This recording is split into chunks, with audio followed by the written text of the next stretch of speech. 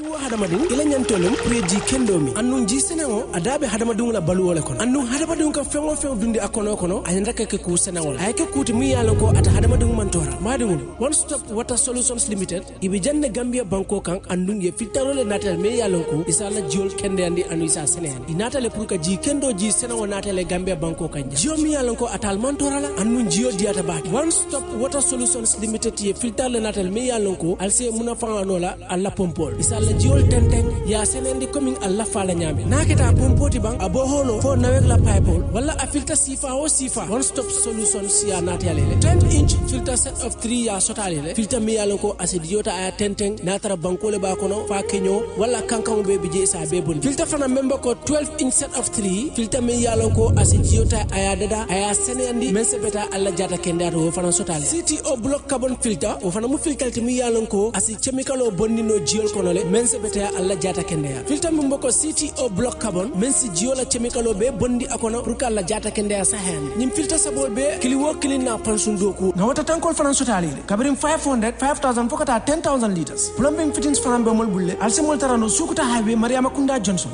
wala isimol kumandi 505 5691 796 8270 one stop water limited solutions inatale ka jiko be sonende Gambia banko.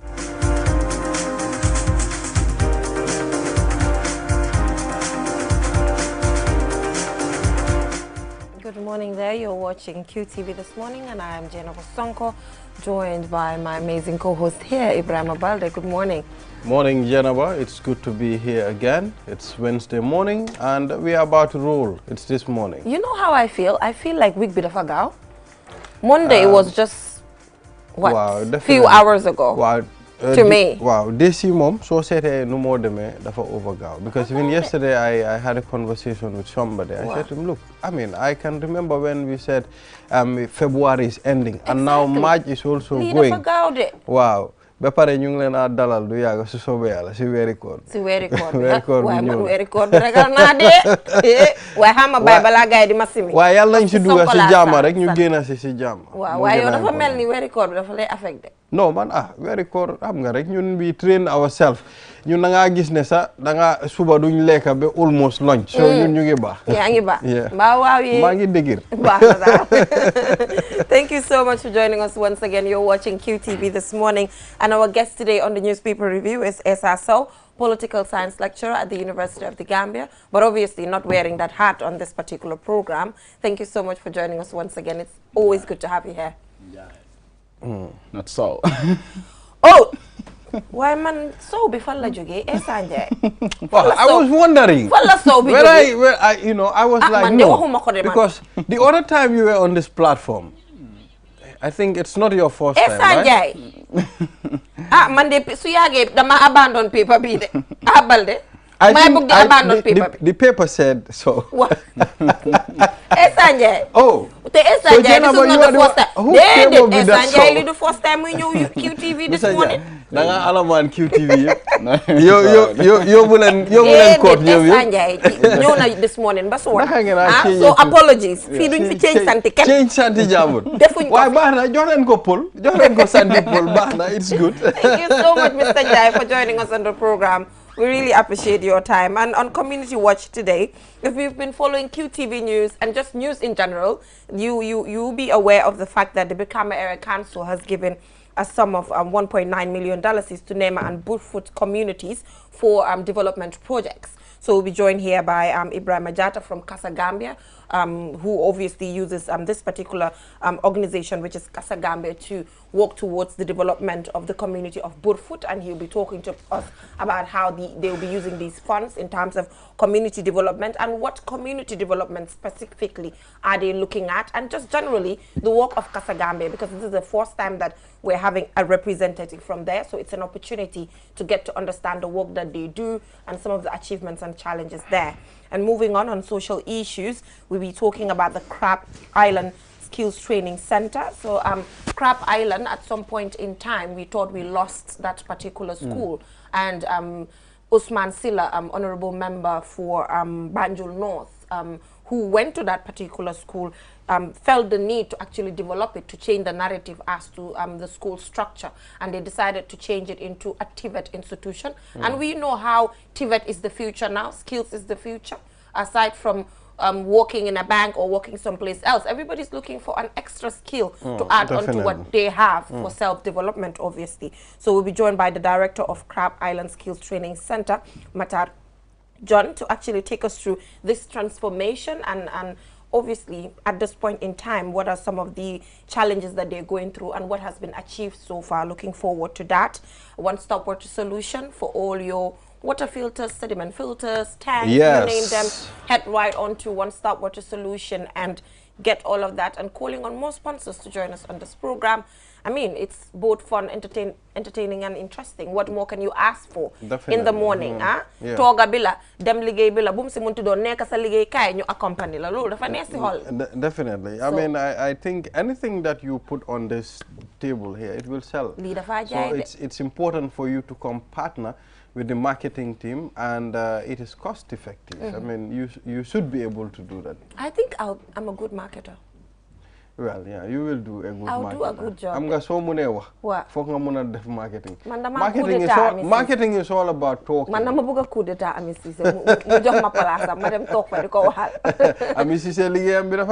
know. It's hectic. So moving on, what is our African proverb? All right. Once more, welcome. When two brothers fight to death, a stranger inherits their property. When two brothers fight to death, a stranger inherits their property. When two brothers fight to death, a stranger inherits their property. So, or when two antelopes fight to death, a vulture enjoys them. Enjoys them. Okay, so what does that tell you? Now that you've given us another one, what does it tell you? Well, I will allow you to go first. I mean, just try to see how. Can you help us with that proverb? I mean, I know you are very good at proverbs. Anyway. Yeah, I'm proverb. Why? Political science lecturer mo talk so in Kanama. Nyom si la nyodo. Anyway, yes. So when two brothers fight together, a stranger inherits the property. You know, looking at this, it just shows how when you are trying to achieve something, when two people are trying to achieve something at a point in time, you have to be together to be able to achieve it, for the both of you to be able to enjoy it. If you fight internally, then people outside are the ones who are going to benefit. For instance, you know, if we have individuals partner to do a business, which is quite competitive, and there's another business competing at the same angle of what they are doing, if the two partners do not work together, then you have the other individuals who are doing the same thing that is in relation to the same business that they're doing enjoy the market, because these people are not united and they won't be able to achieve their goal. So this is just something that we deal with on a daily basis, business-wise, family-wise, and all of that. So I've not been enjoying some of the proverbs really that we've been having recently, especially the one of yesterday and today, because like Mr. Mboy said, let me not wear my literally lens, so I'll get to remove that and look at it at another angle, as in the angle I just mentioned. Well, I think when you look at the proverb, sometimes the mental picture you have when you read them, it's a direct one. I mean, when two brothers fight, I mean, you're thinking of, but there is more to this. No, there's way more. There's way more. You understand? You know, it talks about unity in achieving. For me, what I will, how I will interpret this is, I mean, introducing something new to the general public. I mean, maybe as a family or as brothers, you introduce something new, but maybe that unification, it's not there. Someone out there, you know, got this idea already, but you are the first to introduce this to the people. So if you don't work hard to achieve the purpose of this new thing you invented, someone will just come and have an easy go on it. I mean, it's like you started it, but you could not push it to the other level. So someone will just come and it will be easy for the person, because the idea is already there. And you start sitting saying, ah, well, I was the one that started this thing in this country. So Esther, what's your take on this one? I think you have said everything. For me, it literally means unity means progress. When you're united, you tend to progress. I mean, you tend to achieve what you want to achieve. Like they always say, you know, we should be each other's keeper. So if two brothers, you know, decide to fight amongst themselves, whatever they have will be inherited by somebody, because at the end of the day, they will not survive. Because you're fighting to death. And if you're not there, somebody will have to take it. How about if nobody from the family is there? So it literally means unity means progress. Yeah, Once you know we are what united, came to my we'll be able mind? to- I don't know if you, Esa, you agree with me, and I don't know if you agree with me. But I want to use the Libya instant. Libya with Muammar Gaddafi at some point in time. African countries did not stand by him. He was, you know, fine. The West believed that he had all the dictatorship that we're talking about. But he had brilliant ideas for Africa. But his African brothers did not stand by him. At some point, when, you know, America was hitting hard, we all took a layback seat to fight him. And at the end of the day, now the devastating situation there is affecting all these African countries that Gaddafi was supporting. And now it's the West that eliminated Libya, and they're there, and nothing comes out of it. I remember in 2011, Jammeh was interviewed by Omaru Fofana. Exactly. And he was asked about the fate of Gaddafi, and his response was that, well, because Omaru told him that you're very close to Gaddafi. He Very said, close to yes, Gaddafi. I'm very close to Gaddafi, but at the same time, have a distance with him. So you come to realize that, I mean, like you said, there was good relationship between Gaddafi and most of these African leaders. But later on, I mean, we understand, I mean, this is international politics, how it runs and all that.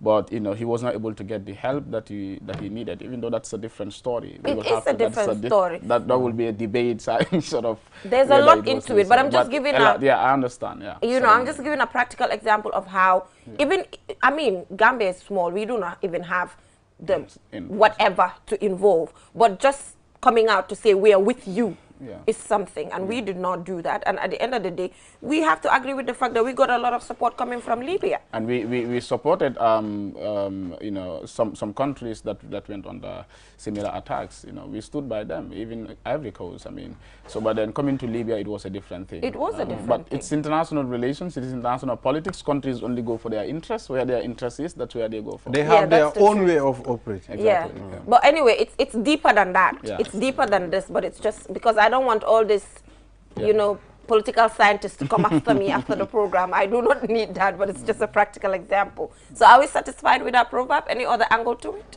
Well, I think this is a direct angle, Jenaba. I mean, anyway, anyhow you take it. I mean, at the end of the time, you are going to land at the same point. You will? You know, it's about unification. It's about uniting as brothers, uniting not only brothers, even colleagues at work. I mean, anywhere you go, it's to unite and achieve it. I mean, sometimes it's difficult. We don't achieve our dreams due to certain behaviors. I mean, there is always a monkey that is trying to divide people, no matter what. Even if you have the intention of uniting, there's someone... Why a monkey? I can remember, there was a time my boss said to me, I mean, there's always a monkey trying to create problems. I know. You know? Anyway, thank you so much, Esa, once again for joining us. We will now go for a short commercial break. And when we come back, we'll head right on to seriousness, taking a look at what the newspapers have today. And Esa and Jai is here to help us analyze some of the stories that we have on the papers. So we'll be right back.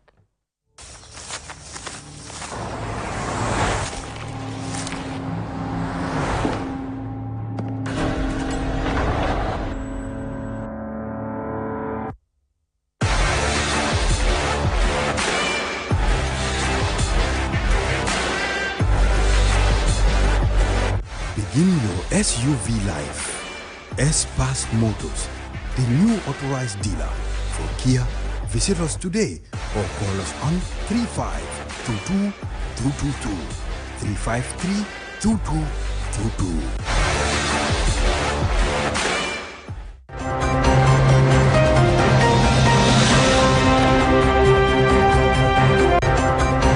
Welcome back from that short break. If you're just tuning in, you're watching QTV this morning, and I am Jenna Masonko. Here with me, my co-host Ibrahim Abalde, and today our guest is Esa Njai, political science lecturer at the University of the Gambia, here to help us analyze some of the stories that we have on the papers.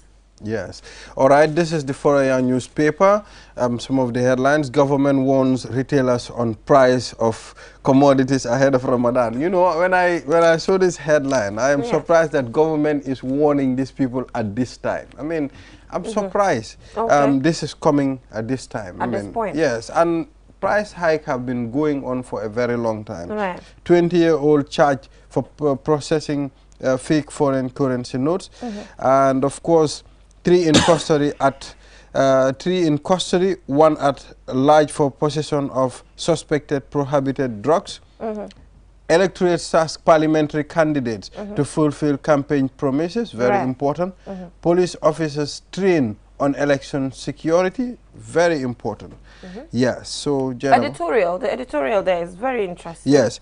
Yes. The president's name should not be used by candidates. What is the last day of withdrawal of the candidature? Yeah, so thank you so much once again, Esther, for joining us. So on the editorial there on Fourier, we have that, you know, aspiring candidates from the NPP are actually using the president's name to be in power. So the question is, why should they use it to be in power when they're in the National Assembly, they cannot use his name? Because there's a separation between the executive and the National Assembly member. But is this something that we should even raise? Is this something that we should be even surprised about? But anyway, the talking continues and the conversation as well continues for some form of change there. Yeah, I mean, it's not a surprise because most of these candidates will also, if you look at it, mostly incumbents tend to have advantage. And then, you know, their candidates tend to win elections. If you go back to 2017, even though it was a coalition government, but the UDP, because the president came from the UDP, it was easy for the UDP to win more seats. And I remember also during that campaign, a lot of UDP candidates were using Barrow's name. And then he was not a president under the UDP ticket. He was a president under the coalition ticket as an independent. At the time, he even resigned from the UDP. So coming to now also is not a surprise because that is the trend that continues in African politics. Incumbents tend to have advantage. And if you're contesting under the incumbent ticket, you tend to have that advantage. But then why should it be a surprise that those NPP candidates are using the president's name? Because the president is even on a tour to campaign for his candidates. So I think it's mutual there that they are using his name. He's also going there to canvass votes for them, which, I mean, may not be bad because he's a politician, but then the timing also, people tend to question. I mean, the president won in December 4th. December ended, he never went to thank the people. January, he never went to thank the people. February, he never went to thank the people. It's just, you know, few weeks before the election, and then you go on a campaign to thank the people, but also to ask them their votes. It shows one thing, that the electorate should be very mindful of politicians. That here is a man who won elections in December. From December to now, he cares whether, he does not care whether you are eating or not, he doesn't care whether you're having access to clean drinking water or not. Just shortly before election, he is going back to you again to ask for your votes. It shows that politicians only come to you when they need you. Absolutely. But when they are done with you. So they came in December, he canvassed for votes, asked for your votes, you gave him. 3 months, he never even go back. Had the guts to say, let me go back to my people and thank them, appreciate what they have done for me. But just few weeks before the election, he's coming back to you again, looking at, you know, the house prices are skyrocketing in the market today. Living is very difficult, costly in this country. The president and his government shows no interest in that. They don't care about it. But just before election, he's going back to you. So it's left with the electorates to think twice whether we should be allowing politicians to take us on a ride. That they just come to us when they need us, and when they're done, they're done. They don't care about whether we survive or not. Talking about price hike, they came up with a press release. Did you see that? So do you think that can change anything, coming up with such a long press release there talking about different things, giving warnings here and there? I read it last night and I was confused more because it raises more questions than providing answers. And I think there was nothing concrete. All I saw was that they're raising concerns about, you know, skyrocketing of prices in the market, but also telling us that the external factors responsible, not only COVID, but also the Ukrainian crisis, which we'll all agree. But then coming to say, I mean, the full force of the law will be applied if people refuse to this, that, and that, and that. I was like, what concrete measures is the government putting in place to address this situation? We know, businessmen in the market take advantage of the Ramadan, the vulnerable people, knowing fully well that people will need them. People will need commodities for the Ramadan, but then they take advantage of that. So I think looking at the press release itself, there are two angles. One, it came at a time when Gambians, need help.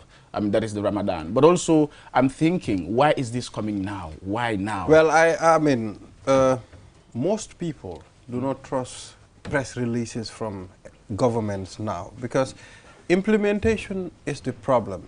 We tend to write a lot, we tend to talk a lot, but we don't implement. So seeing a press release is just like seeing the previous press releases from governments. I mean, you can also connect this to this election time. I mean, the government coming up with a press release like this, because this is a thing that people need at this moment. People need to address price hike in the Gambia. So coming up with this, don't you think this is synchronizing with the election? In fact, before the press release came, you see, sometimes I wonder what type of government we have. You see, when you're making certain decisions, you have to calculate, sit down and calculate. The tourism minister made a statement before this press release came, and he made it in a tour.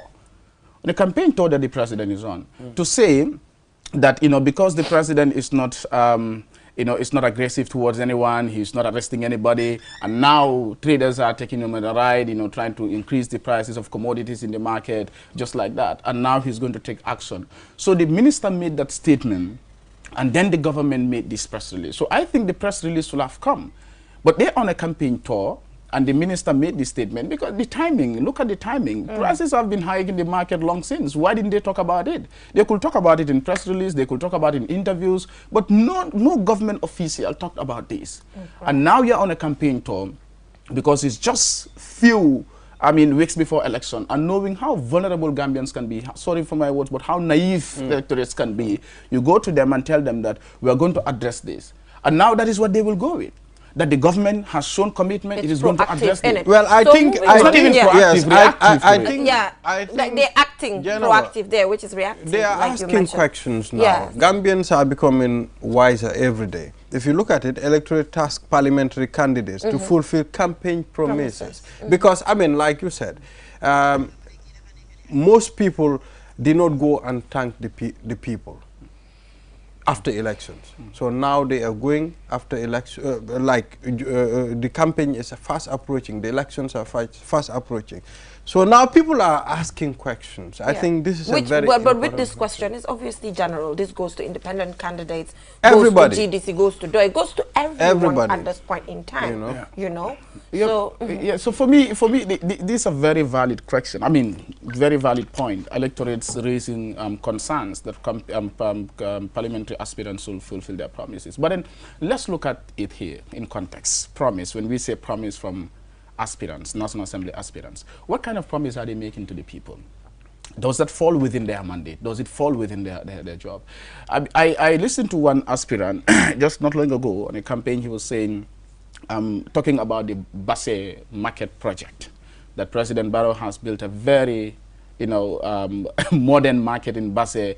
And I'm like, does this affect your constituency? You are in a different constituency. You're talking about the president building market in Basse. But then also, someone saying that, it is not part of the mandate of the National Assembly members to build roads for you, to build bridges for you, to build markets for you, which I quite agree. Their primary mandate is lawmaking. Right. But then most of these candidates, because they know the mindset of the electorate, what the electorates want to hear is for you to come and tell them that I'm going to build hospital for you or a health center for you. I'm going to build roads for you. I'm going to build this for you. This is what they, because that is their basic need. But we have to make the electorates understand that it is not the responsibility of parliamentarians to provide those things for us. Those are the responsibilities of the local government authorities, the councillors, the mayors, the chairpersons. That is their job.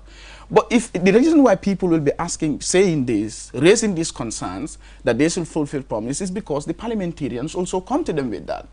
But then it's the mindset of the electorates. So when I look at this parliamentary election, I always say it's an opportunity for the aspirants to let their electorates understand one thing, that their primary role is lawmaking. And when it comes to this election, the next parliament is a very crucial one. It's a very important one because they have a lot of job to do. We know the reforms in the past 5 years for me has been a failure. And they have to bring the reforms back to life. How do they do that? One, as an aspirant, you can talk to the electorates to tell them that when I go to parliament, my primary concern will be how to make sure that there is a new constitution in place. We have a third republic because we are still in the second republic. Another mandate is that we have a new electoral law.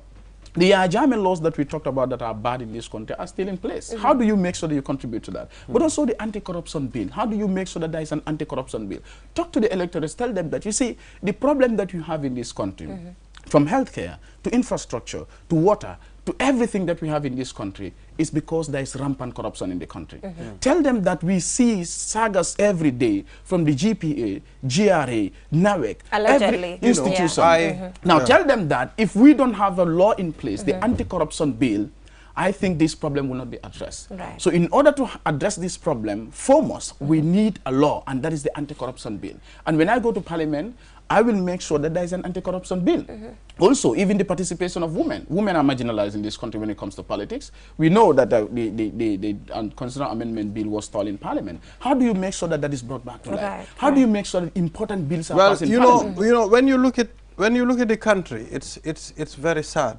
I mean, I think a year ago, $13 million is disappeared from NAWEC's Ajib account. Allegedly. Allegedly. Yes, we are still investigating to find out if that is so. Investigations never end in this. Yeah, but as long as in the report, no report is out, we cannot. I mean, I think we need to do away with that. I mean, at the end of the time, if this is not followed up, I mean, it's going to die down. I mean, people won't hear about this anymore. Yes, but moving on, we are still on the parliament. Let's take a look at what the parliament has here still, because there's a lot of debate ongoing as to if local languages should be incorporated when it comes to debates, because a specific parliamentarian is going through a lot as we speak. It's on the newspapers that she's been criticized because of her poor English. But should that be a basis, you know, to criticize an individual when it comes to the parliament? See, Jinaba, I'm someone who believes in, you know, localizing, you know, putting into context our realities. Right. And I am someone who is totally against, let me just put it this way straight away, that I'm anti-colonialist. Right. I'm not happy with that. But then we must be honest with each other as well. Now, people cannot use this as an excuse to say, because I'm not representing the British, I'm representing Gambians, I don't care whether I speak good English or not. It's not about speaking good English. But you see, all our documents, official documents, the policy documents, the constitution, everything that we deal with in parliament is written in English. Okay. So you cannot come and tell us that, oh no, English doesn't matter here. We can speak local language. But how do you read and understand a document? How do you make sure that you contribute to debate? Okay, if you cannot even read and understand a simple document, unless and until we change our official language to Wolof or Mandinka or Jola, and we change all the things we write, all our official documents are changed to this local language, we cannot take that excuse of saying, oh, English doesn't matter here, let's speak our local languages. Yes, we can speak our local languages in parliament, but if you cannot understand, read and understand simple policy document in English, how do you contribute to debate in parliament? How do you play your part as a parliamentarian? So people cannot take that as an excuse to say, no, local language should be spoken in parliament, don't care about whether the person speaks English or not, because you cannot even understand simple English. How do we measure your competence in parliament? Right. So you cannot contribute to debate, so it's not an excuse for me. So you're in for local languages, but the individual has to be able to understand. Of course, and the constitution, I think the constitutional requirement there is very weak. It's talking about to be qualified for parliamentary election, you just have to have a degree of proficiency in English, which is so vague. For me personally, Mr. Njai, I do not have a problem with that, with the issue of the requirement, because there are special cases.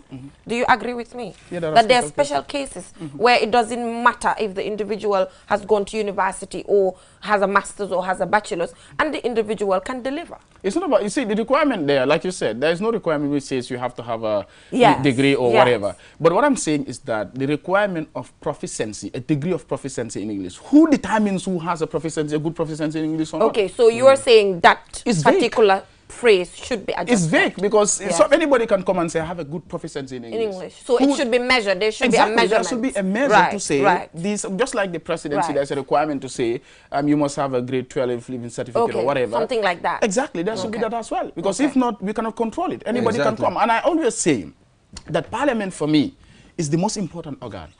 Because the Parliament, there are 3 arms of government, like we all know.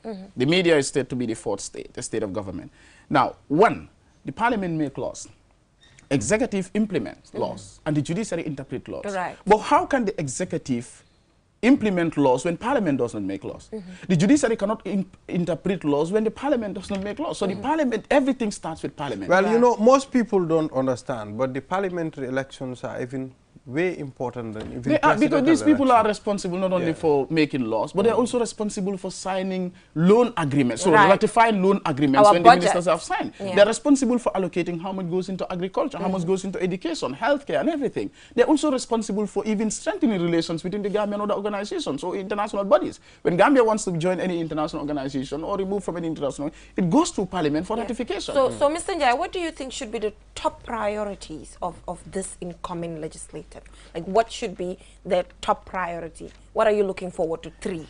The most important for me is to make sure that we have a new constitution in place. We are tired of the 1997 constitution. It's a shame that we went to the 2021 election using the 1997 constitution. It's a shame that Barrow was sworn in January using the 1997 constitution. Then what is the essence of removing Yahya Jammeh? Is it only because of the killing? As far as but we talk about the bad laws. Here. We still have the Jammeh electoral law in this country. Yeah, so in the draft constitution, do you agree with everything in it? Obviously, everyone cannot be satisfied. But what are some of the things you can pinpoint to me that feel that should be removed in a way? Maybe probably the retirement allowances or payments for the judges. That is something that I disagree with. And also, I mean, the big debate, the retroactive clause, because I think also there could be a way out. We could compromise when it comes to the retroactive clause, probably to allow the president, you know, that the first 5 years is not counted. But also, I look at also the rationale behind having that in place, the retroactive clause there, because probably they want to, what they have in mind is the drafters of the constitution, what they have in mind is that they wanted to prevent self-perpetuating rule. And knowing that incumbents always have advantage, if Barrow's first 5 years is not counted, coming again, you know, second 5 years, third 5 years, so he will have that self-perpetuating rule. But then the most important for me, the next parliament, the task is to make sure that we have a third republic. We've been yearning for this for long. And the third republic can only come in when we have a new constitution. From there, we need a new electoral law, okay, to regularize all these things. We have a lot of problems going on with candidates being rejected here and there, people talking. It's because the electoral law is not fit for purpose. But not only that, we need a new anti-corruption bill. We need an anti-corruption law. When you talk about the electoral laws not fit for purpose, what exactly, what elements are you looking at here? I mean, if you look at the electoral law, a lot of things are vague there. Especially for me, one thing that I'm dissatisfied with has to do with the Alcalos attestation. I think it is creating a lot of problems. Even if you look at this election, I mean, if there is to be, although these are allegations, if there is to be any anomaly or fraud in the election, I think the Alcalo attestation was responsible. But also, you'll be surprised that the new electoral law that is coming, parliamentarians have debated this at committee level, and they are maintaining this Alcalo attestation, just modifying it to say there should be interviews. But that is going to be problematic.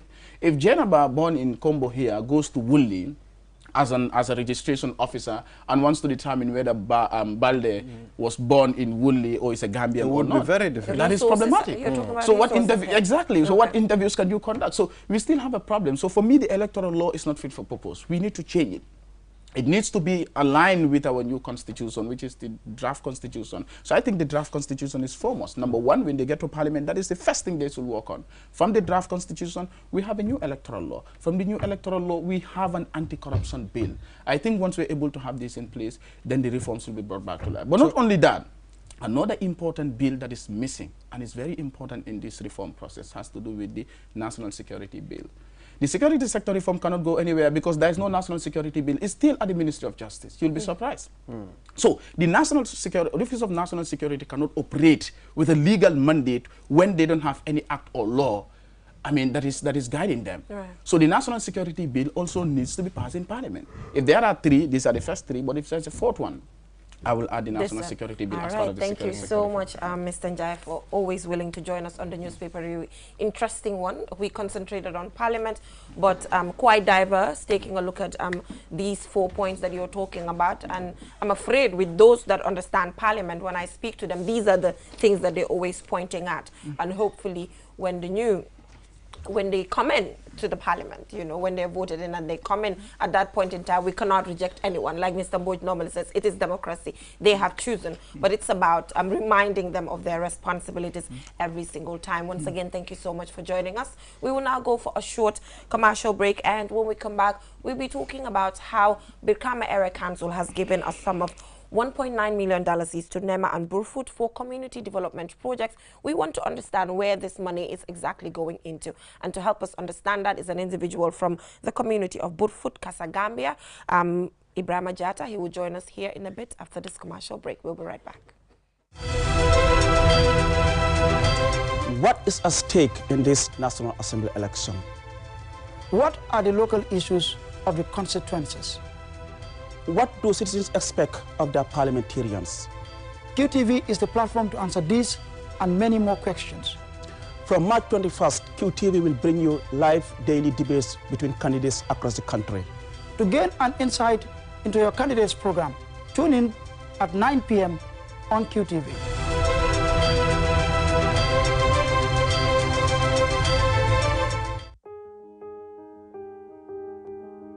With so many things to do in a single day, it's important to have a network you can trust.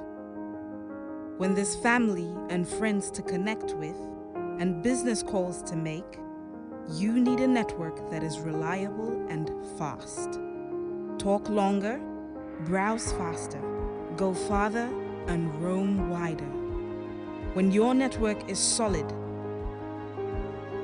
the world is your oyster.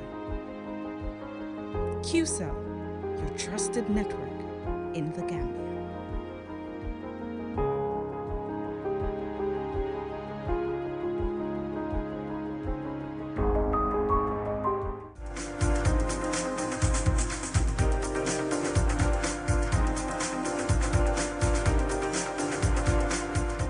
Welcome back from that short break. If you're just tuning in, you're watching QTV this morning.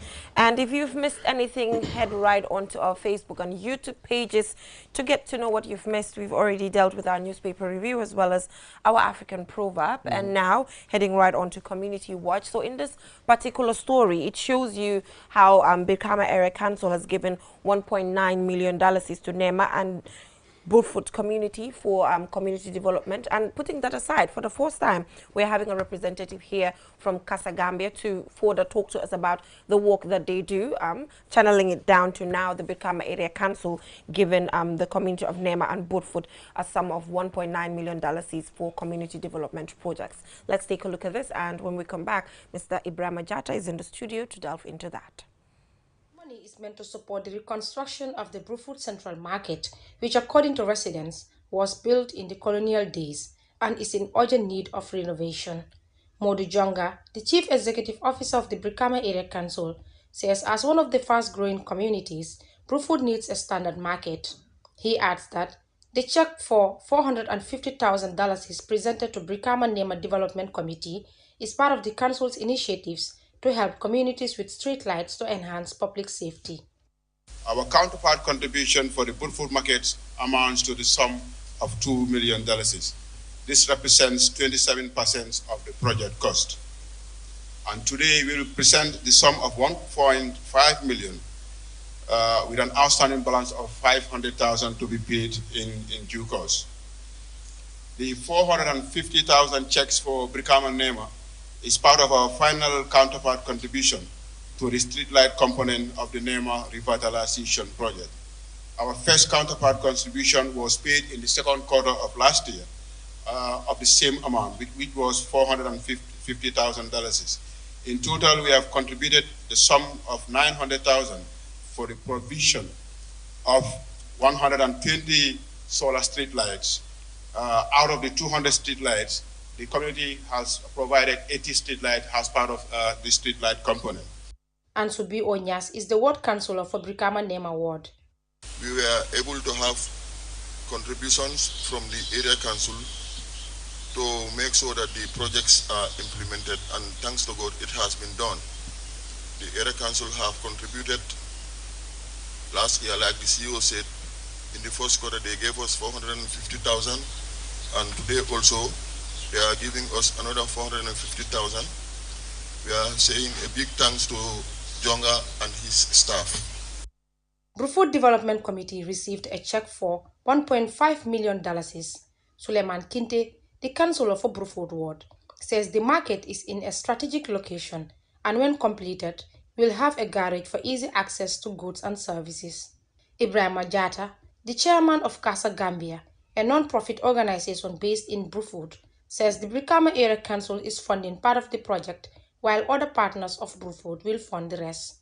Area Council actually contribution of 27%, which will amount to 1,950,000, which rounded to $2 million.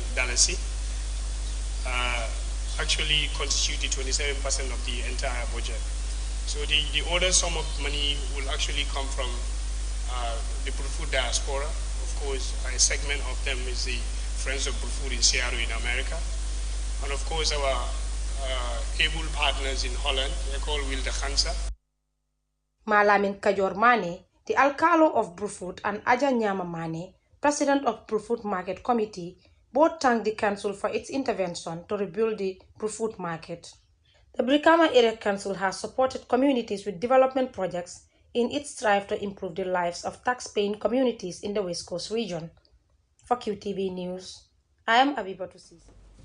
Abibatu Drame, Abibatu Sise. Why am I giving people different surnames today? I can see these days you have a problem with that. Yes. What is happening? Abibatu Sise there on that story on yes, Brikama Area Council. Well, I mean, looking at this story, it's important. I mean, Brikama Area Council have given Brufut this amount of money, but I think it's not giving them. It's giving back to the community. You understand? Because you pay your taxes. I mean, Brufut is under Brikama Area Council, isn't it? Yes, absolutely. Well, these are the things that you pay. This is what we expect the council to do. So, I mean, it's not that they are giving you money.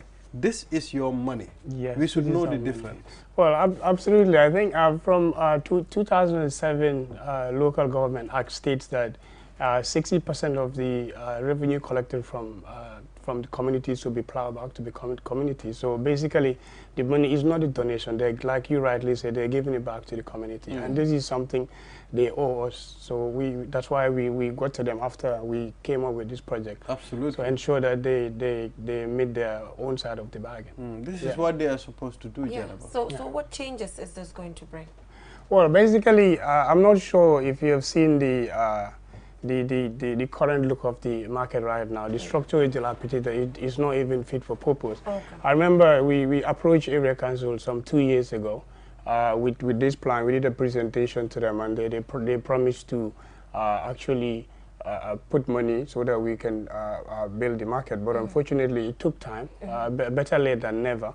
And now they have agreed. We signed an MOU with them earlier on Friday before the presentation. So they're going to give us $2 million, but of course they are only able to give us $1.5 million. At this point, so their counterpart contribution. So some of the money, like I said on the news, will come from the Brufut diaspora and of course our partners in Holland. The whole project actually constitutes about 7.5 million. So Area Council contribution is just 27%. So of the whole budget. Of the whole budget. Wow. So much part of the Holland, much part of the money will come from Casa Gambia, Holland, and of course our partners Wilde Gansa and Elizabeth Stroven Funds, and of course Brufut diaspora in America. So Casa Gambia, you know, I think you're doing so well that it still amazes me how this organization is able to have such a strong bond with, you know, the diaspora. You know, it's so strong as to the amount of money they keep on giving to the community of Brufut. How were you able to build that? You know, I'm just asking this just so other communities are watching and that they can do the same. It's not magic.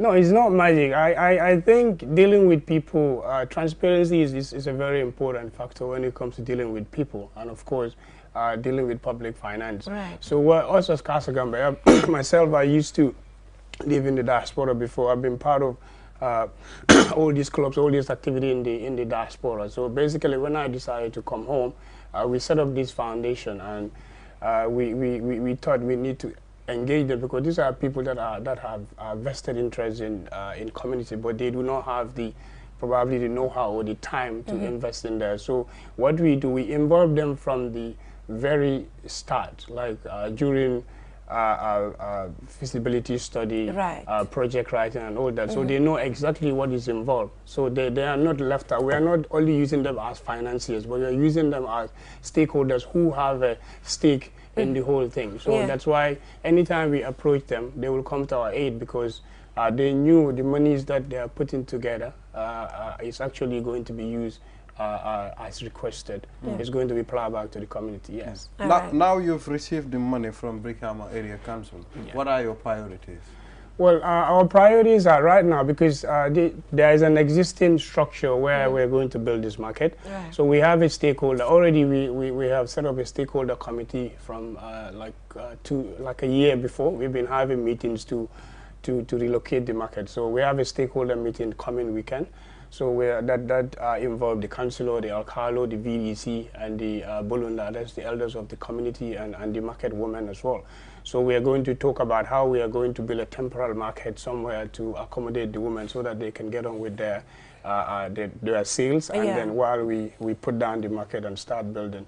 Also, another priority is to get our partners in Holland to disburse the funds that they are supposed to disburse, because we had this agreement with them since last year, but they were only waiting for the counterpart contribution from the area council before those funds can be sent. So it's just a matter of sending them emails and of course like an account statement that shows that the money is actually in our account. So our main priority right now is to hold a meeting, get a temporal structure for the women, and then we will start the bidding process like we've always done in our project. We don't just take the contract and give it to somebody. We invite different bidders, and the person with the best price, and of course quality as well, will win the project. So are you saying that currently the women are not selling? No, they're selling right now. They're selling in the old market, but the market is not fit for purpose. It's really dilapidated. Your heart will bleed if you see the structure of the market. Wow, that's quite sad. Can you take us through the educational projects that Casa Gambia has been also implementing, because I've been following that? Yes, I remember, from 2018-19, that's when we started our major project. We did a rehabilitation of Budfu Lower Basic School that cost us about 2.6 million. The rehabilitation actually involves painting of the whole school, tiling the school. We donated them with 100 steel benches, of course, about 400 tables and chairs from Holland. We electrified the entire school. We changed the entrance door of the school, and then paint the whole school as well.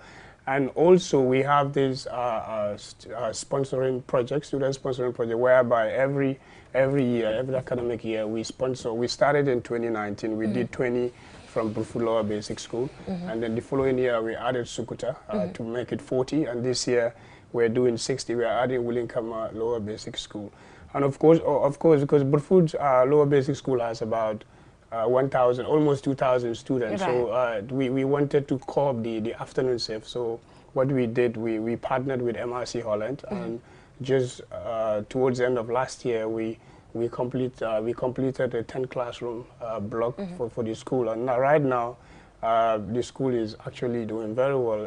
The classes are actually very conducive, and teachers are very happy. The community are also very happy as well. And this year also, we also have some other educational project that I wouldn't say, because we're still working on them. You're still working on them. So do you have exchange programs, like cultural exchanges, when these students graduate or something? Are you looking into that? Yes, this is something we're looking into, because I remember last year a lady from Holland came through us and was stationed at Budfu Lower Basic School for a couple of months. We've been approached by different organizations so we can do it, but then this entails a bit of money because we need to accommodate these people. Yes. So this is something that we need to work on, so to ensure that it works. Because taking people from Holland to here, like the security is important, their well-being, of course, health and hygiene. And of course, at some point, we might invite other students to go to Holland to, you know, to see how life as a student is there as well. So that is a massive project, but that is something we are looking at. Hopefully, in the future, it will happen. I am impressed the way they are doing this thing. I mean, this involves a great team, and is the whole team based here? No, basically the local team, because like I rightly say, Casa Gambia is a locally based foundation. But of course, we are also registered in Holland. Fortunately, I'm the chairman for both foundations. We're still trying to look for a replacement for me in Holland because I don't live there anymore. But then my team here constitutes 7 people, and then of course I have about 5 people in Holland, but most of them are volunteers. So this is a team that I call formidable because without them, we wouldn't. I wouldn't even be sitting here. We didn't have something like this. You know, they work tooth and nail every day. We do meetings every fortnight. We fight and we argue, but at the end of the day, you know, the outputs are always very, very successful. So the team actually played a massive role. But even also, not only my team, also we have the community stakeholders, the Alcalo, the VDC, and the Bulunda. These are people that open their doors for us anytime we need their support or anything. Of course, the diaspora will always listen to. We will constantly have meetings with them through WhatsApp or any other medium to ensure that our ideas are sync. Where does the CASA come from? I mean, why is it not Brufut Development or something? Why is it CASA? Well, well, that's a long story. I remember a few years ago, 2015, when I was leaving for my master in Holland, you know, basically I've been involved in community development for quite some time. I've been part of the sports committee, HIV support groups, and all others. So a friend of mine at the bank, I actually work at the bank, Standard Chartered, a friend told me, look, dude, you're doing all these things. How about you setting up a foundation? Then you can help more people. That's where the idea came. And then the first name was like Millennium Charity Foundation, but Millennium. Millennium. Oh, but okay. when you look at that has no connection with the community. Right. So we actually tasked like an old guy that had been working in community development, and he gave us like suggested a couple of names, and then the Casa, because in Spanish Casa means house. But then in real, for us, is Casa means Community Action Support Association, and it's Gambia. So if you look at it, there is a community aspect, community action, because we are all action-oriented people. We support the community and then all that. So that's how the whole concept comes. And anyone that have been in contact with us will be like, yeah, this is a good name, and then that's how CASA comes. All right, Yeah. amazing. Okay. So, supporting schools, TVET is now the future. Yeah, Skills. absolutely, So yeah. are you looking forward to something like that in the community of Brufut, whereby these children can transition from basic school to senior secondary school to that? Yes, we have. Actually, we have a ready-made project plan for skill training, Right. but unfortunately, land is always a problem. Right. I remember 2017 when I returned from Holland, some group in Holland, I had a meeting with them. They wanted to support technical skills, Right. but unfortunately, we were not able to. We approached the Alcalo and other stakeholders. We were promised to be given a land so that we can build a project in there, but that has not been fruitful yet. So hopefully, after this market project, we will try to advance those conversations to ensure that like a plot of land is given so that we can have this technical school built. Because I realize that we all don't have to go to university. Yeah. Gambia has a massive gaps in terms of technical skills. Yeah. Most of our technical skills have been outsourced from other countries, and I think it is time for us to invest in those facets to ensure that our young people has hands-on experience or hands-on knowledge on things that we need to build our schools, of course, build our hospitals and many other things. Yes, Yeah. so thank you so much, for coming on the program, Mr. Jata, Chairman of Casa Gambia. Looking forward to the completion of this project, looking forward to how it will look. And I'm happy about the fact that you said that this particular project will be taken through a competitive bidding, and that accountability is keeping Casa Gambia going. Absolutely. That's what we want to hear, you know, because fighting corruption starts from grassroots organizations like Casa Gambia. So talking about TVET, we will be joined shortly by Matar John from Crab Island Skills Training Center to talk to us about the transition, the work that they're doing with these children as we speak. Are they children? Man, you know, man, mang fi rek di wax niti children. Te man fu ma toj man ban mag la. Balde. Yoyu lañ ma dee wax. When I say children or kids, they're like, what are you? You know. No, legi mag nga de. Mag la ke. Mag la. Mag la. Mag la legi de so suma ko waxe bu mag. No one should. You see, no one should come after me. You see, they're coming after me already. So yes, let me take that again. So this is a skills training. It even further goes down to training servicemen, you know, servicemen, young girls, young boys, and to further explain to us, I'm particularly interested in the transition, but to further explain all of this to us, we'll be joined by Matar John, who is the director of the school currently. So we'll go for a short break. Once again, thank you so much, Ibrahim Jata, for joining us on the program. We'll go for a short break, and when we come back, we'll delve into that.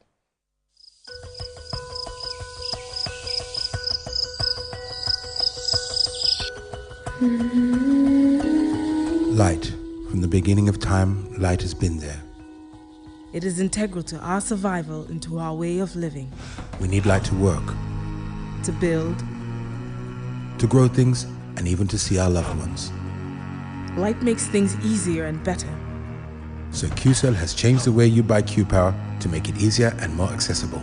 You can now access the same service quickly and get your cash power tokens instantly with the new QCell Q-Power code. To light up your world, simply dial *363#. With a touch of your fingers, with ease and convenience from the comfort of your home or office, you can bring light into your world instantly with *363#. Q-Power, lighting your world. QCell Sunyabus. We innovate, others follow.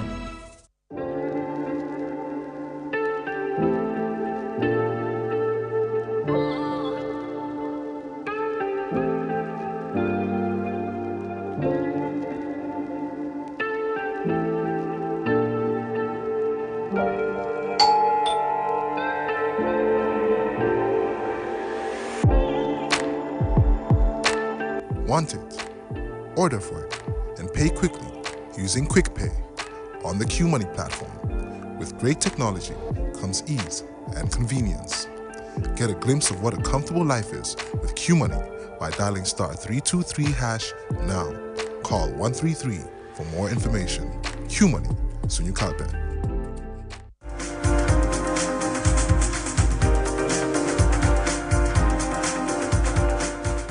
Welcome back from that break. If you're just tuning in, you're watching QTV this morning.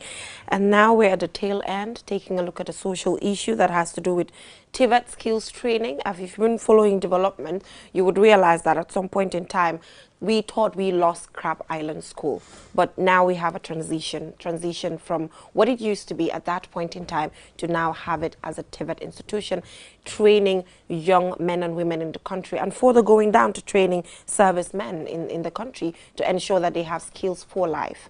But we'll just take it step by step here, and to help us achieve that is Matar John, director of the school. Thank you so much for joining us. Thanks for having me. Yes. So, I mean, talk to us about the transition. Did you ever think that we would reach here? We'll reach it, I'll call it a milestone, considering how dilapidated the school was at some point in time, to now achieving this as a TVET institution right there in Banjul, which is really needed. Did you ever imagine that we can transition so quickly to what it is now? Yes, as you have mentioned, Crab Island actually was very dilapidated. Mm-hmm.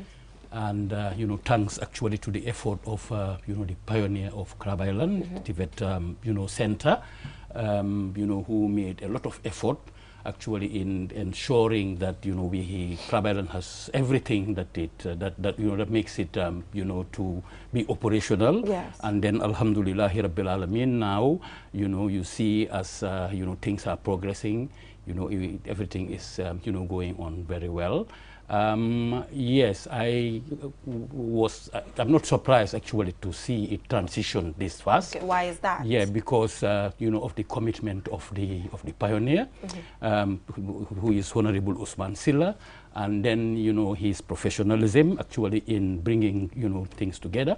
You know, he first started actually by convening, you know, a steering committee, you know, which comprises of, you know, very experienced people actually who came up actually with, you know, with the ideas and everything. And then, you know, that is how actually it started. And then, you know, the engagement with partners, and you know, the strategies, you know, that are put in place by these committees, you know, up to this level. Yes, well, I'm not surprised. It's very important for us to have Crab Island back again. I mean, it used to be a great school. I mean, I had a conversation with a whole lot of people who graduated from Crab Island. I mean, all that they will tell you, those days, if you don't go to Crab Island, this means you did not go to a very good school. What are some of the things that you will be doing at this school? Yeah, you know, at the moment we have, you know, we are offering 7 course areas, you know, in the areas of solar installation, electrical installation, plumbing, satellite installation,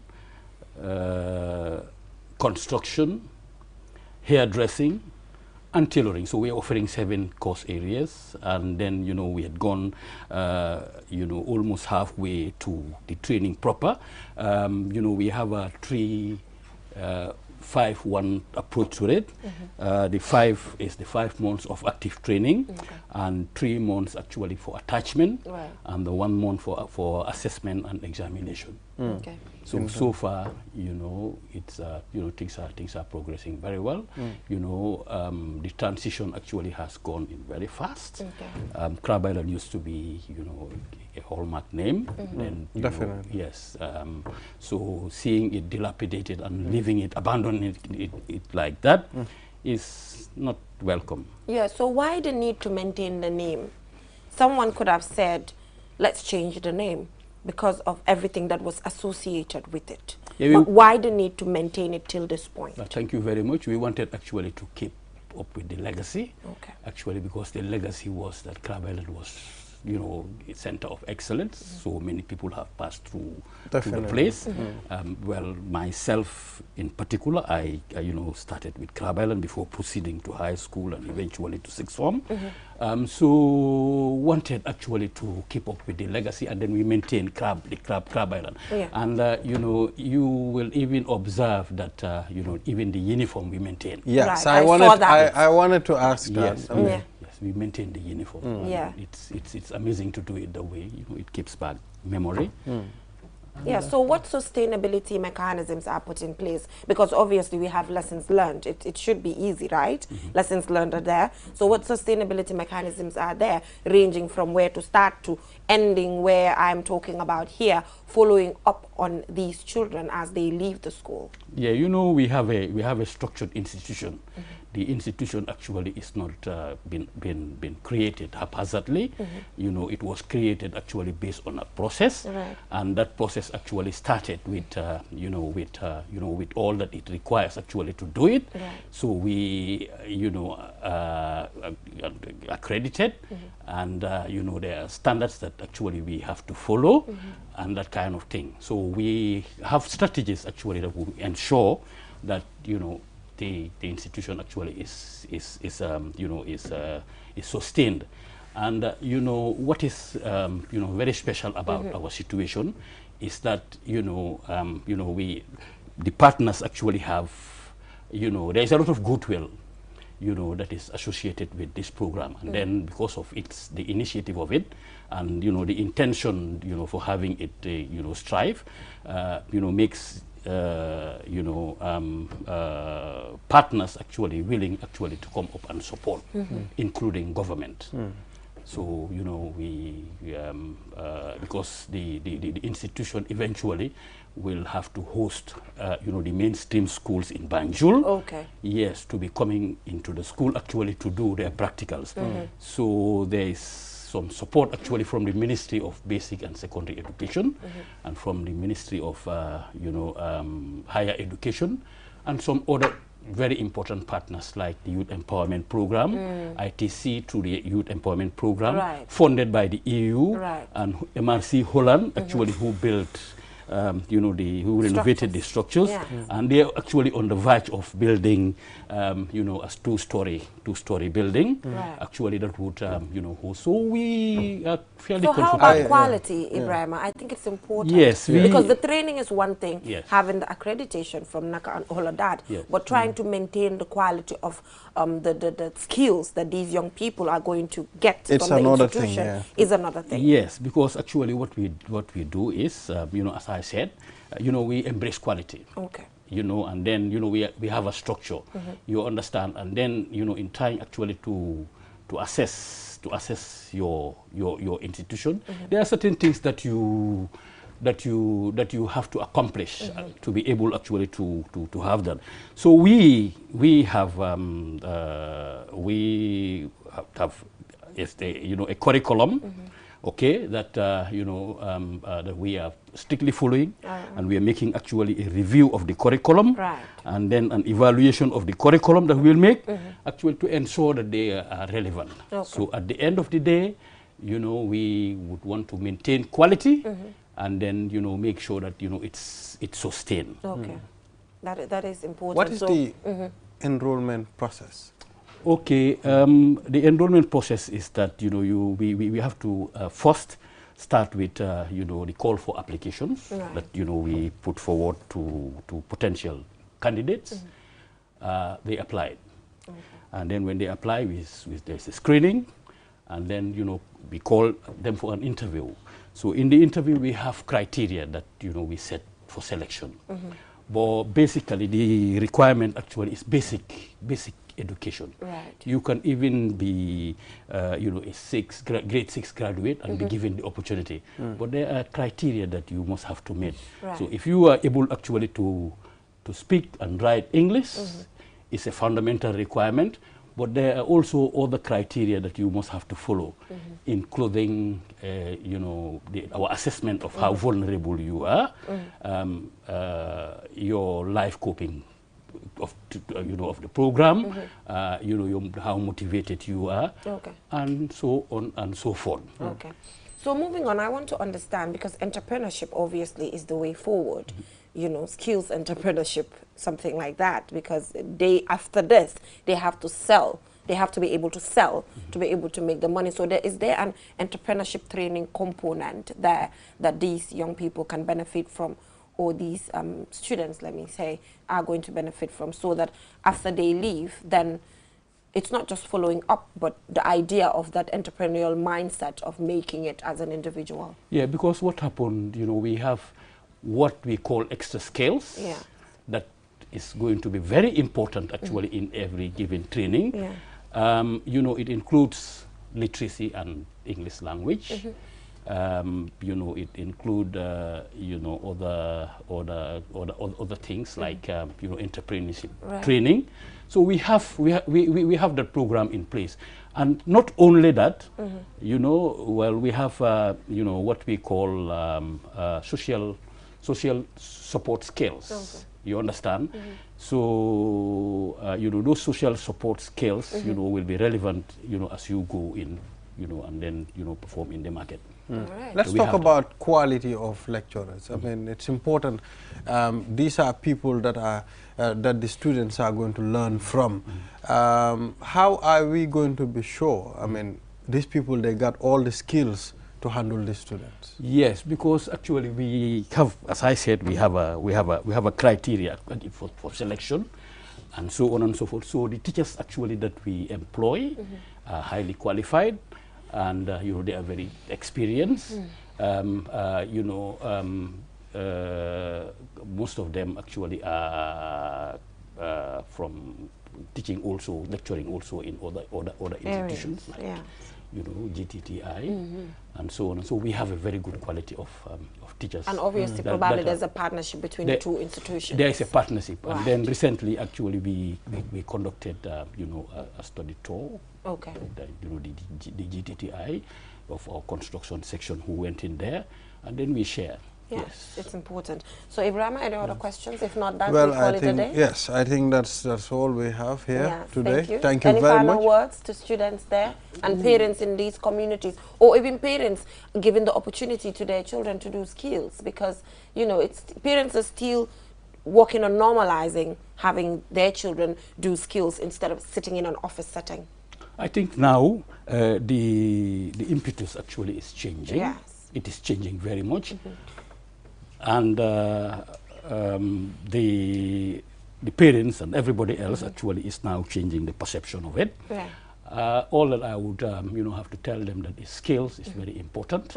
So let them encourage their kids actually to acquire skills, you know, and for the students actually to keep it up. Yes. And then to tell them too that you know, it is important for them. You know, I always say to my son, my 11-year-old boy, I tell him, you have skills. The boy is good at, you know, doing few things. I even have a photo of him trying to fix an electronic device. He would be most welcome. So I said, I am going to send this boy to go and learn skills, because skill is the next big thing. Yeah, but are you engaging him? Are you asking him what he wants? Because that is also important. Yes. It's not because you see him doing it, you have to tell him to do it. That is important. But I mean, sometimes it's important. Hale bi lum neka di deme ak lum buga nga encourage ko si. That is very true. Important. That is very true. Why what time Mr. John the decision is the kids. Not yo, sabos. Come nekut yo nga wax ne dang ko send. It's far from that. Yes. But we have a plan. Why I'm sure to gisee mu ngi am interest in that. Daf ko buga. Dafa fix fan.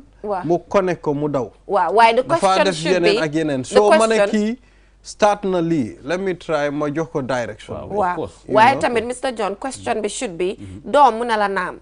Lii nekk na loo bëgg a pursue nga mag ak moom. Mu ne la waaw wala déedéet. Waaw loolu dëgg la. Waaw loolu tam mu ngi fa. Waaye xam nga ñu ne mag su toogee loo moo gis xale du ko gis. Waaw waaye mag xale tamit xale léegi génération boobu mu ngi change Mr. John. Or na ma peg ne ma sax doom ji.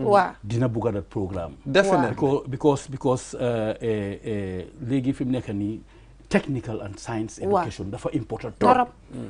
Very important. So man I would encourage you pour nga waxtaan ak moom su fekkee ne am na si interest. Let him go in for it. And then at even a very early stage. At some point. Waaye xam nga lu tax man ma wax loolu Mr. John. Xale life is funny, it transitions.